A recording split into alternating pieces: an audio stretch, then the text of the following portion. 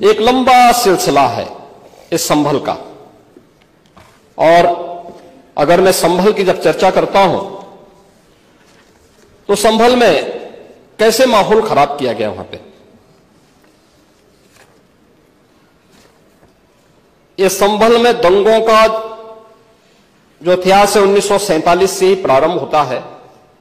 1947 में एक मौत होती है, 1948 में 6 लोग मारे जाते हैं, 1958 में भी दंगा होता है, 1962 में भी दंगा होता है, 1976 में भी 5 लोगों की मौत वहां पर हुई थी, और 1978 में 184 हिंदुओं को सामूहिक रूप से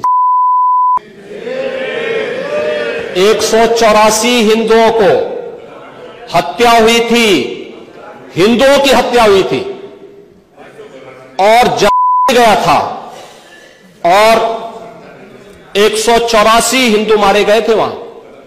184। मैं वही तो कह रहा हूं ना, आप उस सच को स्वीकार नहीं करेंगे, आप उस सच्चाई को स्वीकार नहीं करेंगे।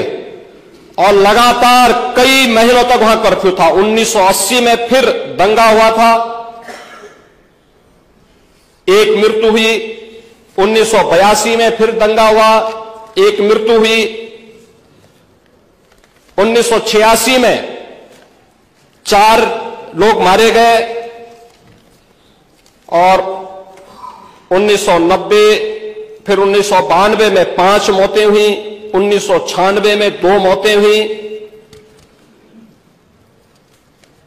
ये लगातार ये सिलसिला चलता रहा 1947 से लेकर के अब तक।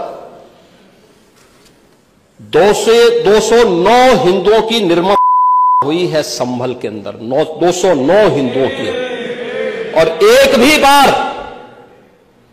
भी बार किसी ने उन निर्दोष हिंदुओं के लिए कभी 2 शब्द नहीं कहे, उनके प्रति, उन परिवारों के प्रति संवेदना के शब्द नहीं कहे। महोदय, जो आज घड़ियाली आंसू बहा रहे हैं, ये लोग कभी भी उन निर्दोष हिंदुओं के बारे में कभी 2 शब्द नहीं कहे। वहां पर 1978 में जो दंगा हुआ था, महोदय, किस प्रकार की स्थिति थी।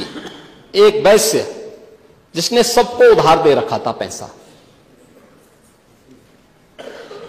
और इस बात को मानता था कि साहब मैं तो सबको पैसा देता हूं, मेरे यहां तो सब व्यवसाय के साथ जुड़े हुए हैं। अगल बगल के हिंदू दंगा होने के बाद उनके घर में इकट्ठे होते हैं। इकट्ठा होने के बाद उनको घेर लिया जाता है।